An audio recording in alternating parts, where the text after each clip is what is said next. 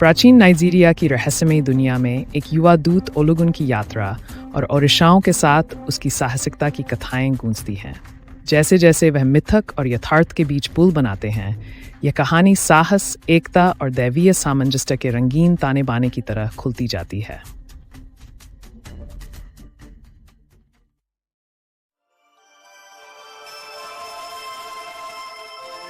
एक बहुत पुराने समय में, जब धरती युवा थी और जादू से भरी थी, नाइजीरिया प्राचीन ओडिशा दैवीय शक्तियों का घर था जो धरती और आकाश की रखवाली करते थे। हर ओडिशा अलग अलग क्षेत्रों पर शासन करता था, घने जंगलों से लेकर झिलमिलाते समुद्रों तक, और वे ब्रह्मांडीय संतुलन बनाए रखते थे। इन्हीं दैवीय कर्तव्यों के बीच एक रहस्यमय शक्ति ने उनकी प्रिय सामंजस्य को तोड़ना शुरू कर दिया।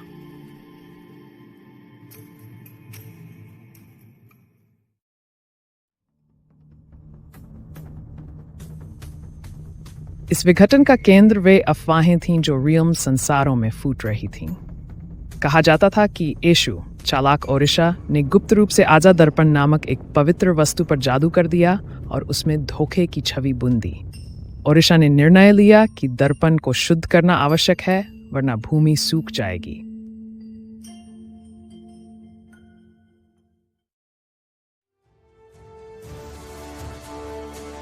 अपेक्षा के साथ एकत्र होकर ओडिशाओं ने यह कार्य एक साहसी युवा दूत को सौंपा। ओलुगुन, जो अपनी बहादुरी और अपनी उम्र से ज्यादा बुद्धिमानी के लिए जाने जाते थे, आगे आए। ओडिशाओं के आशीर्वाद से सुसज्जित उन्हें नाइजीरिया के हृदय में स्थित पुनर्जन्म मंदिर तक यात्रा करने का कार्य दिया गया।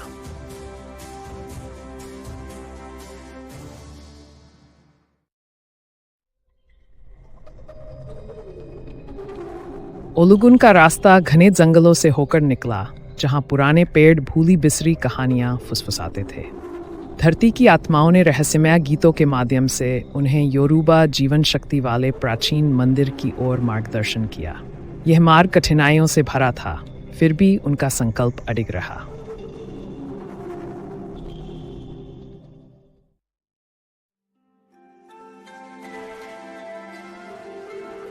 जंगल में गहराई में एक विशाल नदी के किनारे ओलुगुन को उनकी पहली परीक्षा मिली। एक पुल जिसे जल की आत्मा पहरा देती थी। यमोजा, करुणामी माँ आत्मा, पानी से झिलमिलाते रूप में प्रकट हुई। पार करने के लिए ओलुगुन ने एक प्राचीन मंत्र उच्चारित किया और उनसे अनुग्रह प्राप्त किया।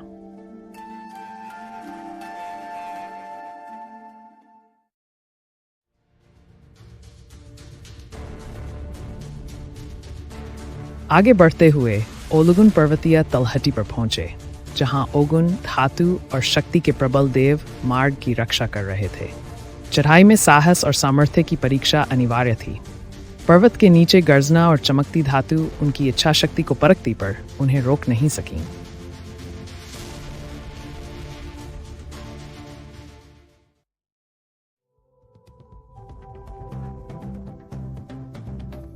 बर्फीली चोटियों को पार करते हुए वे पुनर्जन्म मंदिर पहुंचे, जिसकी दीवारों पर जटिल उकेरने सदियों के इतिहास का प्रमाण थीं।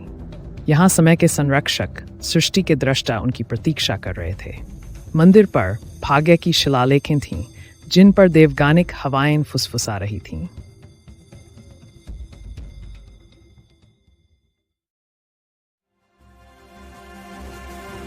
मंदिर के भीतर ओलुगुन ने दर्पण को पवित्र वेदी तक पहुंचाया, जहां योरूबा रंगों की रंगोली और ऊर्जा उनका स्वागत करती थी। वहां उन्होंने शुद्धिकरण की विधि संपन्न की, जिसमें वे दैवीय एकता और बुद्धि का आह्वान करते गए। प्रत्येक मंत्र के साथ अंधकार भागता गया और दर्पण दिव्य प्रकाश में दमक उठा।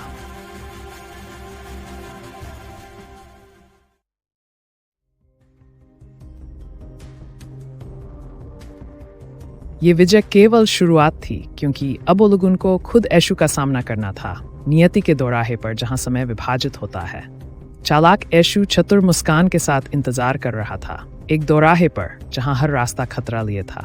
ओलुगुन के पास अपनी दृढ़ता और ईमानदारी ही शस्त्र थे।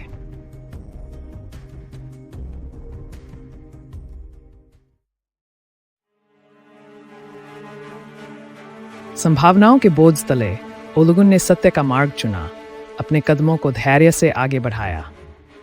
भ्रमों और परछाइयों की परीक्षाओं के बीच उन्होंने निष्ठा का सार उपस्थित किया, जो अराजकता में भी एक प्रकाश स्तंभ साबित हुआ।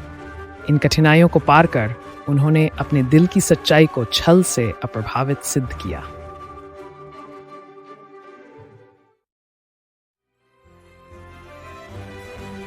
अंतिम संघर्ष में ऐशु ने एक अंतिम धोखे का प्रयास किया, लेकिन ओलुगुन की एकता और सामंजस्य के प्रति अकंपनीय निष्ठा ने उसे परास्त कर दिया। ऐशु ने उनके सामर्थ्य को स्वीकार किया और अब द्वंद्व की बजाय ओलुगुन के साथ मिल गए। उनकी शरारत अब बुद्धिमत्ता में बदल गई, जो दोनों के बीच साझा हुई।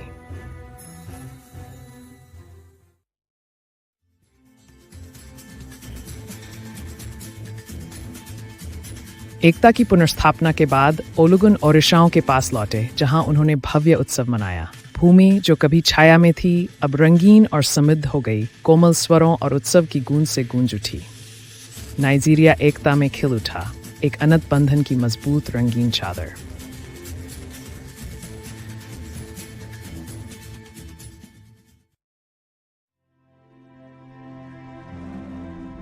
अपने साहसिक अभियान के बाद ओलुगुन ओडिशाओं में समय के साथ एक किंवदंती बन गए।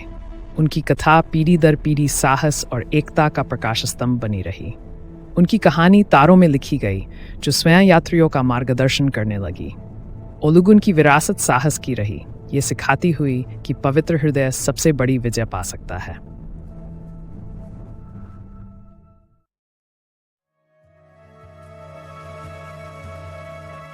तब से नाइजीरिया की धरती पर वह दिव्य गाथा जीवित रही। उस महान यात्रा की प्रतिध्वनि उसकी हर पहाड़ी और नदी में गूंजती है, मिट्टी के हर कण को पवित्र मानती है। प्रेम से बंधे और प्राचीन सामंजस्य से निर्देशित, वहां के लोग ओडिशाओं की निगरानी में सदा फले फूले।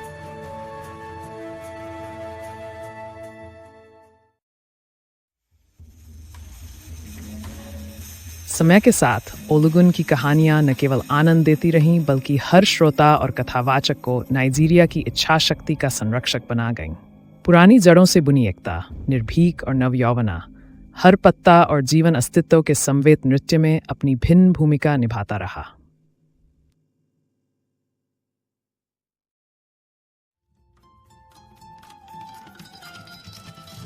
इस तरह पुराने और नए के शाश्वत नृत्य में पवन की फुसफुसाहटों में रंगीन सजी कहानी ओडिशा की गाथा बन गई।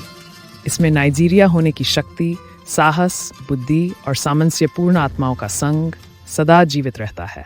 यही है वह किंवदंती जो वहां के लोगों की आत्मा में गुंथी है।